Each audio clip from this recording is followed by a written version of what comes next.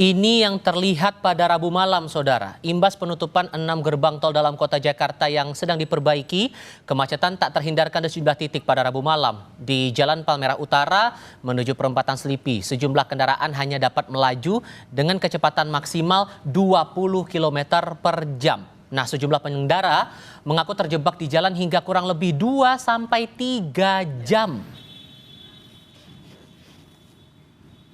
Apakah kemacetan parah masih terjadi sore hingga menjelang malam ini?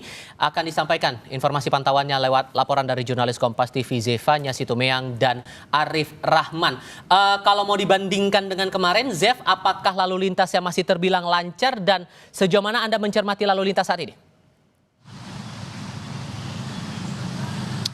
Ya Tifal, kalau kita bisa bandingkan dengan bagaimana kondisi arus lalu lintas Rabu malam kemarin, nampaknya hari ini berbeda begitu ya. Meskipun kalau hari ini kalau kita lihat ini sekitar pukul 6 sore, ini artinya aktivitas jam pulang kerja, orang keluar kantor ini arus kendaraan ini juga akan semakin ramai begitu ya. Nah, akan kami perlihatkan seperti apa kondisi terkininya. Ini kami melaporkan dari depan gerbang tol Semanggi 1.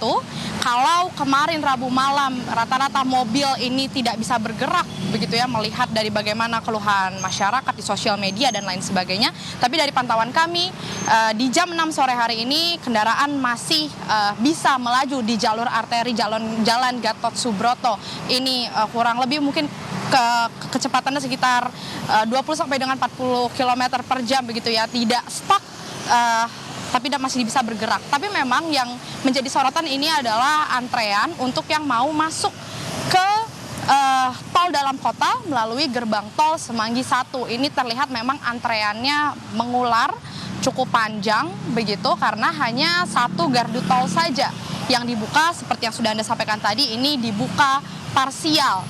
Yang dimana hari sebelumnya ini beberapa gerbang tol ini harus ditutup total sementara, tapi melihat bagaimana imbas kemarin pada akhirnya Jasa Marga ini memberlakukan pembukaan gerbang tol secara parsial. Tapi memang untuk gerbang tol Pejompongan dan juga Selipi 2, tadi kalau dari pantauan kami juga gerbang tol Pejompongan ini masih ditutup secara total begitu ya, sehingga memang untuk Anda yang mau mengarah ke Cawang, kemudian ke arah Kalimalang begitu ya, dari arah Tomang, Selipi menuju ke Cawang ataupun arah sebaliknya, ini memang Anda bisa memanfaatkan masuk melalui gerbang tol Semanggi 1.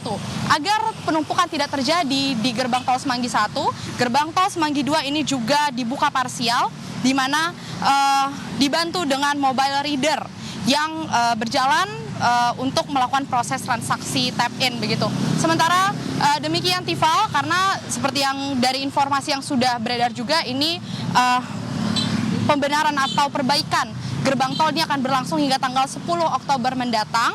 Jadi bisa dianjurkan juga dari Jasa Marga agar Anda bisa mencari jalur alternatif lain agar tidak terjebak dengan kepadatan arus yang ada imbas dari perbaikan gerbang tol ini. Tifal. Sampai tanggal 10 Oktober dan setelah itu dipastikan akan berjalan normal. Lalu konteks parsial ini apakah ada penjelasan juga dari Jasa Marga dalam waktu tertentu saja gardu-gardu tertentu ini bakal beroperasi? Singkat saja, Zef. Ya, seperti misalnya saja di gerbang tol Semanggi 1 ini diharapkan tadi kami sempat berbincang juga dengan petugas yang sedang memperbaiki begitu ya. Diharapkan di tanggal 26 September ini sudah bisa beroperasi kedua gardunya. Makanya memang di hari ini satu gardu yang sedang diperbaiki ini bisa dipercepat begitu prosesnya ya.